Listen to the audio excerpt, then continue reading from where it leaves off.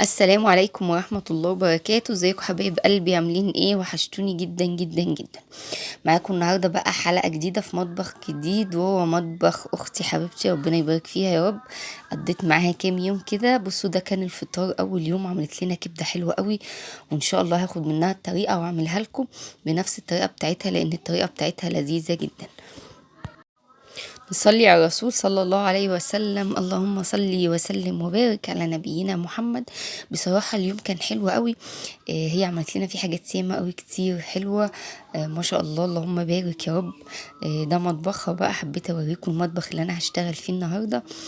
هي حضرت لنا الفطار وعملت لنا القهوة، وبعد كده انا دخلت بقى استلمت منها المطبخ، وقلت لها ايه، اقعدي بقى معانا النهارده هنعمل اكلة خفيفة كده وسريعة بسرعة عشان نقعد مع بعض اكبر وقت ممكن. ما بنصدق نتجمع طبعا، لمة العيلة والاخوات ما فيش زيها، والوقت اللي بنتلم فيه وقت ما يتعوضش بجد. حافظوا دايما ان انتوا تكونوا متجمعين وبتحبوا بعض ودايما بتروحوا لبعض. دايما نكون بنحب بعض وبنتجمع في وقت كده ثابت، بنشوف بعض فيه وبنفرح مع بعض فيه. زي ما انتوا شايفين كده بقى، طلعت لي بقى فراخ، وقلت ايه اسهل طريقة اعملها الفراخ ان انا هسلقها واحمرها، وهعمل جنبها شوية ايه مكرونة كده في السريع، ويبقى اكلة سهلة وسريعة عشان نقعد مع بعض نضحك ونهزر ونتكلم. بجد القعدة ايه كانت جميلة جدا وما تتعوضش. وهي كمان ما شاء الله بتكرم واهل كرم، هي وزوجها ربنا يبارك فيه ويحفظه لها يا رب. عايزه اقول لكم احنا من كتر الاكل اليوم ده ما كناش قادرين نتنفس بجد. طول النهار اكل اكل اكل، لما يعني بجد ايه ما خليش حاجه ما اكلتها لناش اليوم ده. هي من كتر فرحتها بينا ان احنا عندها وكده، كانت بتقول حرفيا انا نفسي اجيب لكم حته من السما. ربنا يبارك فيها ويبارك لها في بناتها وزوجها يا رب، ويجعل دايما بيتهم عمران بكل خير، اللهم امين يا رب، هي وكل بيوت المسلمين. جبت كده بصلايه وطماطمايه مبشورين، حطيت عليهم شويه فلفل اسمر وشوية من الملح ورشة من جوز الطيب، وهبدأ أتبل بيهم الفراخ واسيبها منقوعة في التتبيلة شوية قبل السلق. الحركة دي بتدي الفراخ طعم حلو قوي، وبتخلي الشوربة كمان طعمها حلو قوي. تحسي ان الفرخة شربت التتبيلة كده وطعمها متبل قبل ما تتسلق، فلما تتسلق التتبيلة تخش فيها اكتر وطعمها يبقى احلى. مش دايما بحب احط طماطم على السلق في الفراخ، بس بعض الاحيان بحب التغيير يعني. انا المره دي قلت اعملها كده بما ان الاكل النهارده سريع وخفيف، فاخلي ليه طعم مميز. كان ممكن نعمل اكلات تاني ياما قوي بالفراخ والحاجات دي، بس احنا حبينا ننقي اسهل حاجه عشان نقعد مع بعض اطول وقت ممكن. زي ما انتم شايفين كده هنغز الفراخ نغزه خفيفه كده، وابدا ادهنها بالتتبيله اللي انا عملتها، اللي هي عباره عن بصلايه وطماطمايه، ملح وفلفل وجوز الطيب. زي ما انتم شايفين كده بقى هبدأ اجهز الفراخ عشان اسلقها. بعد ما انغز كل حتت الفراخ اللي معايا كده، هبدأ ادخل التتبيلة في كل حتة في الفرخة، بين الجلد واللحم وجوه الفرخة كده من كل حتة عشان تشرب التتبيلة حلو قوي. الفراخ دي منقوعة في ملح وليمون ومغسولة كويس قوي قوي قوي. طبعا انا وريتكم طريقة غسل الفراخ كذا مرة، وهي كانت غسلاها وشيلاها في الفريزر مغسولة. انا طلعتها شطفة حلوة قوي كده، وبدأت اشتغل بيها على طول. نصلي بقى على الرسول صلى الله عليه وسلم. اللهم صلي وسلم وبارك على نبينا محمد عليه افضل الصلاة والسلام. عايزة اقول لكم هي اكلها حلو جدا، وانا بحب الاكل من ايديها. هي اختي الكبيرة وامي التانية ربنا يبارك فيها يا رب. آم، اعتبر متعلمة الاكل منها هي وماما يعني، فانا بحب اكلها قوي. بس الحقيقة هم مصدر الدعم ليا كمان. انا لما بروح عندهم بيقولوا لي طبعا بما انك بتصوري وعندك قناة وكده، فخشي انتي اعملي الاكل وصوري واعملي فيديو عندنا، عشان بقى نسب المشاهدة ويبقى عندي فيديوهات يعني متنوعة. ربنا يبارك فيهم ويجعلهم دايما مصدر الدعم في حياتي يا رب، ويحفظهم لي ويخليهم لي، اللهم امين يا رب.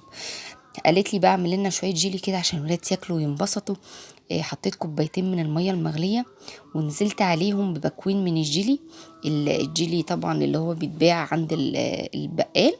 ونزلت بعد كده بعد ما دوبته حلو قوي وحطيت عليه معلقتين كبار من السكر، نزلت عليه كوبايتين ميه ساقعه. بصوا زي ما انتوا شايفين كده ميه مغليه، وهحط الجيلي بتاعي ومعلقتين من السكر وادوبهم كويس جدا، واحط عليهم كوبايتين من الميه الساقعه. وافضل اقلبه لحد ما احس ان كل الجيلي اللي معايا داب. هبدا بقى احضره في الكاسات بتاعتي. نصلي بقى على الرسول صلى الله عليه وسلم. اللهم صل وسلم وبارك على نبينا محمد عليه افضل الصلاه والسلام. ادعوا لكل مرضى المسلمين بالشفاء العاجل يا رب. ربنا يشفي كل مريض ويعافي كل مبتلى. يا رب اشفي كل مريض يا رب، أنت الشافي لا شفاء إلا شفاءك يا رب العالمين. ادعوا دايما كده وصلوا على الرسول واذكروا الله. مفيش حاجة بتريح القلب أكتر من ذكر الله والصلاة على الرسول صلى الله عليه وسلم. رحت بقى أخدت الكاسات بتاعتها كده وطقم الجيلي بتاعها حلو قوي بصراحه، عجبني ما شاء الله، ربنا يبارك لها فيه يا رب. فقلت لها بقى انا هاخد ده عبي فيه، شكله عجبني قوي. اخدته، هي طبعا عندها كذا طقم مش ده بس ده اكتر واحد عجبني، وقلت لها هو ده اللي انا هقدم فيه النهارده. شكله حلو قوي. وحبيت الجيلي فيه كده وهو لونه ابيض، والجيلي فيه هيديله شكل حلو قوي. هحط بقى كوبايتين الميه الساقعه وهبدا اصبه في الكوبايات او الاطباق بتاعتي على طول. نصلي على الرسول صلى الله عليه وسلم. اللهم صل وسلم وبارك على نبينا محمد عليه افضل الصلاه والسلام. صلصة المكرونة كانت جاهزة في الفريزر عندها. انا يا دوبك سلقت الفراخ وحمرتها وسلقت شوية مكرونة كده هنعملهم مع بعض. زي ما انتوا شايفين كده صبيت الجيلي بقى وحضرته وهدخله التلاجة عشان يمسك كده ويبقى جميل. المية بتاعت الفراخ بتاعتي بدأت تغلي، هنزل فيها بقى ايه بالفراخ اللي انا متبلاها بالبصل والطماطم والفلفل الاسود وجوز الطيب والملح، وهسيبها تتسلق براحتها. نصلي على الرسول صلى الله عليه وسلم. اللهم صل وسلم وبارك على نبينا محمد عليه افضل الصلاة والسلام. حطيت الفراخ كلها كده وهديها تقليبه واغطي عليها واسيبها تتسلق براحتها. هسوت شويه فلفل اسود صغيرين جدا وهغطي عليها واسيبها تتسلق، وحاطه ميه المكرونه كمان على النار عشان تغلي كده ونبدا نسلق المكرونه بتاعتنا. زي ما قلت لكم الاكل النهارده سهله وسريعه عشان يبقى في وقت نقعد مع بعض كده ونتبسط. نسترجع ايام زمان، ايام ما كنت بقعد انا واخواتي وحبايبي كده نهزر ونضحك ونتبسط مع بعض، فبنصدق ان احنا نتجمع عشان نقضي يوم حلو مع بعضينا. هحط ملح بقى لميه المكرونه كده زي ما انتوا شايفين، برضو ميه المكرونه خلاص داخله على غليان، فهبدا اجهزها عشان انزل بالمكرونه اللي معايا. هسلق المكرونه بقى في الميه المغليه دي، ونبدأ نشوف هنعمل ايه تاني. نصلي على الرسول صلى الله عليه وسلم. اللهم صل وسلم وبارك على نبينا محمد عليه افضل الصلاة والسلام. هنزل بقى بالمكرونة اللي معايا زي ما انتوا شايفين كده.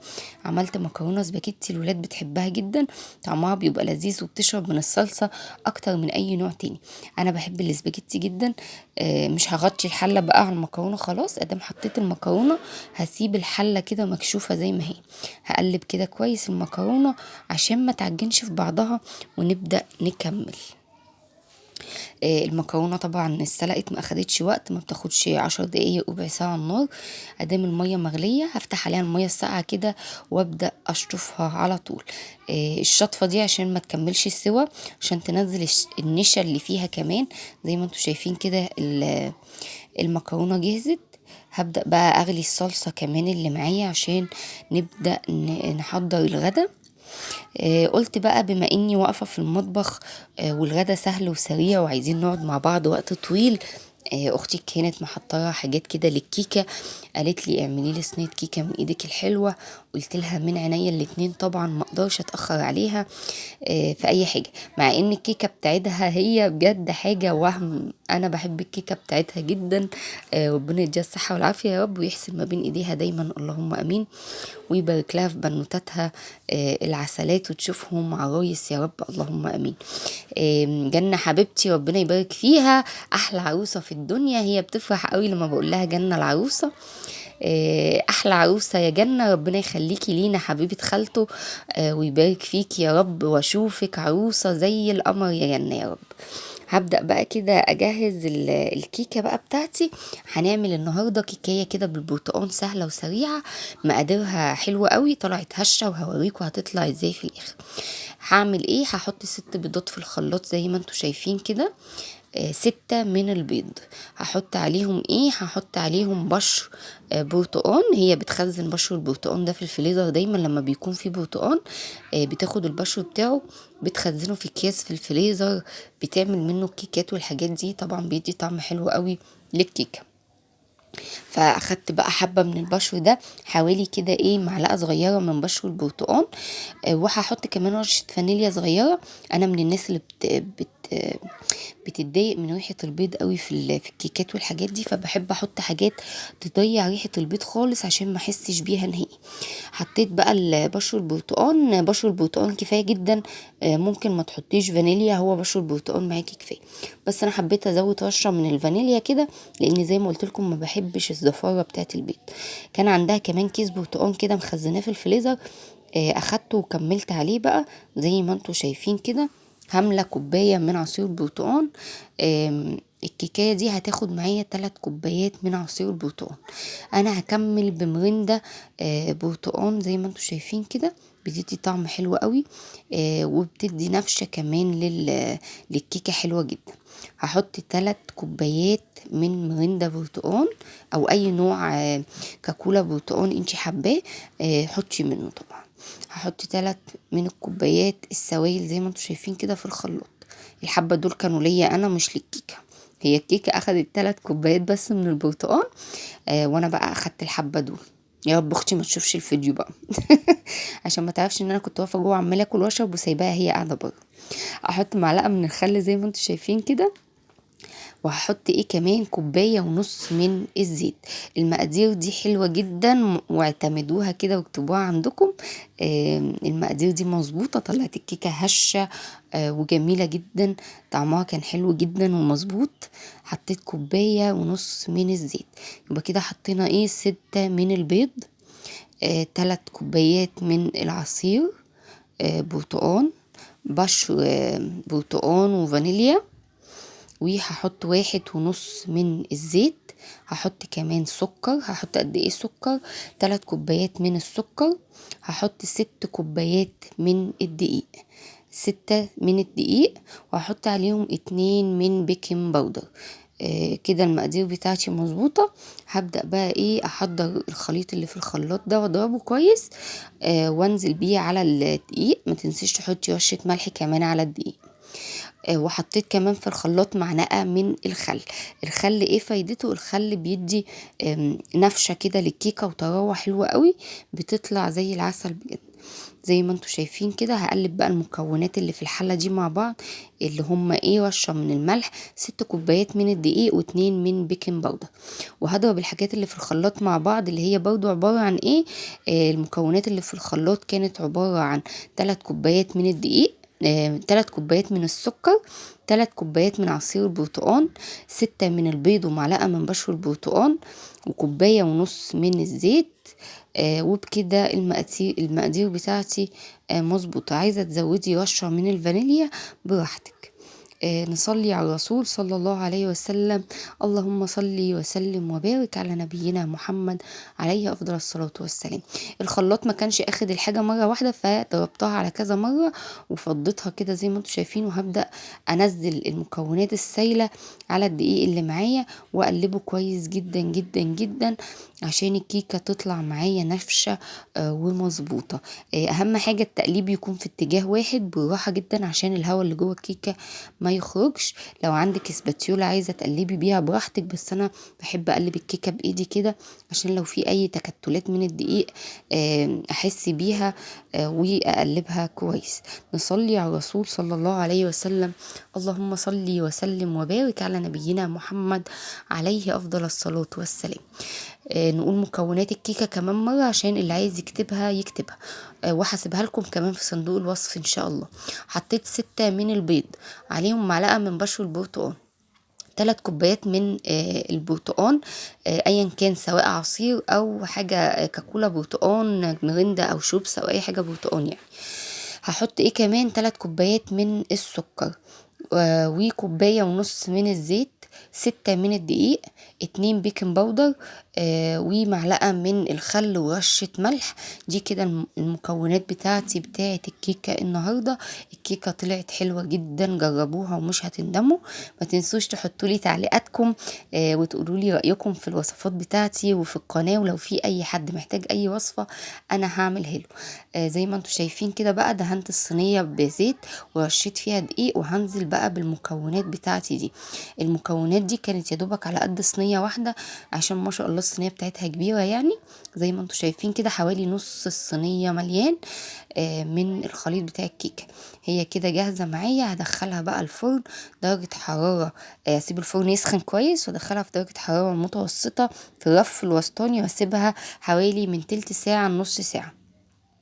الفراخ بتاعتي استوت، هحطها تتحمر. في تكايه كمان للكيكه، ممكن تحطي في الصاج اللي تحت في الفرن صينيه مليانه ميه، حطيها مع الكيكه، بتوزع الحراره بتاعت الفرن كويس جدا وتضمن لك نجاح الكيكه. هحمر بقى الفراخ بتاعتي زي ما انتم شايفين كده. نصلي على الرسول صلى الله عليه وسلم. اللهم صل وسلم وبارك على نبينا محمد عليه افضل الصلاة والسلام. هحمرها كده في الطاسة زي ما انتم شايفين، مش هدخلها فرن ولا حاجة، مش هتاخد معايا دقيقتين على كل جنب من التحمير، وهديها رشة من الملح والفلفل الاسود، وكده هتكون الفراخ بتاعتي جاهزة معايا. زي ما انتم شايفين اكل النهاردة او غدوة النهاردة كانت سهلة وسريعة وخفيفة. الفيديو النهاردة يوم من مطبخ اختي حبيبتي، ربنا يبارك فيها يا رب. هو الحقيقة مش يوم واحد، هما كانوا يومين. قعدنا واتبسطنا واتكلمنا وضحكنا وهزرنا واكلنا وشربنا كمان. ربنا دايما يا رب يجعل بيتها مفتوح بالخير والرزق، ويبارك لها في بنوتاتها وفي زوجها اللي هم امين يا رب. حمرت الفراخ بقى، وهبدأ احضر المكرونة بتاعتي ونحضر الغدا. الكيكة دخلتها الفرن وسايباها تاخد وقتها براحتها عشان تطلع مستوية كويس. وعملنا جيلي كمان وحطيناه في التلاجة عشان خاطر يتماسك ويبقى مظبوط معايا. الجيلي بيقعد في التلاجة حوالي 4 ساعات 3 ساعات على درجة حرارة عالية في التلاجة، يعني بتكوني معلية التلاجة شوية بيتظبط ويطلع زي العسل. نصلي على الرسول صلى الله عليه وسلم. اللهم صل وسلم وبارك على نبينا محمد عليه افضل الصلاة والسلام. وبكده الغدا كان جاهز بقى. حبيت اصوره لكم قبل ما نبدأ الاكل. حطينا جنبيه شوية شيبسي كده. كان ممكن نعمل زي ما قلت لكم طبيخ وحاجات ياما، بس كنا عايزين نقعد مع بعض، فحبينا نعمل اكلة ووصفة سهلة كده وسريعة عشان نقعد مع بعض اكبر قدر ممكن. بعد بقى الغدا قمت على طول شفت الكيكة اللي في الفرن. بصوا ما شاء الله عليها، نفشت وعليت، لونها زي العسل، استوت وكانت هشة وجميلة جدا. هختبرها بقى كده بخلة السنان، لو الخلة طلعت او بالشيش الخشب دي، لو طلعت ما فيهاش عجينة تبقى هي كده استوت معي. هسيبها دقيقتين واطلعها على طول. بصوا ما شاء الله عليها زي العسل بجد، حاجة كده وهم روعة. الكيكة طالعة نافشة وجميلة قوي قوي قوي. طبعا كنا اتغدينا بقى، حبينا شوية حاجة ساقعة كده جنب الكيكة بالبرتقال، فحبينا نحط جنبها حاجة ساقعة برتقال برضو علشان يبقوا ماشيين مع بعض كده. بصوا الكيكة عاملة ازاي، بصوا هشة ومنفوشة وجميلة وطرية قوي ازاي. طعمها كان حلو قوي قوي، جربوها وقولوا لي رأيكم فيها ايه. سهرنا بقى سهرة حلوة. اختي جابت لنا شوية لب وسوداني بقى كده لزوم السهرة. جابت لنا كمان شوية نسكافيه حلوين كده، واختي الصغيرة عملتهم بايديها، متخصصة النسكافيه بتاعت العيلة، بتعمل نسكافيه عسل قوي. بصوا الوش عامل ازاي، حاجة كده جميلة قوي. ربنا يبارك فيها يا رب ويخليها لينا هي كمان. وده كان العشا بتاعنا بقى. عملت لنا بيض بالعجوة وبيض مسلوق وزبادي وعصير مانجا، وحطت لنا كمان من الكيكة اللي كنا عاملينها بعد الغدا. سهرنا مع بعض سهرة حلوة، اليوم كان حلو قوي ما شاء الله. ما كناش عايزين ننام من كتر ما احنا مبسوطين مع بعض. دايما يا رب متجمعين في الخير اللهم امين. ده كان الفطار بتاعنا، فول وفلافل وجبن وزبادي وبقسماط ولبن. وكمان كان في فطير وعيش بلحمة. اليوم كان في حاجات ياما قوي ما تصورتش. عايزة اقول لكم والله العظيم بجد، مش بالاكل ومش بالشرب، بلمة الاخوات مع بعض. عملت لنا قهوة حلوة بقى عشان نفوق كده. وبعدين لقينا بقى ايه، جوز اختي جاية بالفسيخ والرنجة. اختي بقى نضفت الفسيخ ما شاء الله عليه كده زي ما انتوا شايفين، حاجه زي العسل والقمر. حطيته في زيت وليمون وسابته لحد ميعاد الغدا. حضرنا بقى الرنجه والفسيخ والبصل والخيار والطماطم، والحاجه الساقعه طبعا لزوم الهضم. وكان في كمان بسارية متخلله. ما شاء الله الاكل كان حلو قوي، حاجه تفتح النفس ما شاء الله. دايما عندها الخير يا رب، ومتجمعين في الخير احنا وامه محمد اجمعين اللهم امين يا رب العالمين. نصلي على الرسول صلى الله عليه وسلم. اللهم صل وسلم وبارك على نبينا محمد عليه افضل الصلاة والسلام. بكده اليوم كان خلص عند اختي. عملت لنا بقى الجيلي زي ما انتم شايفين كده.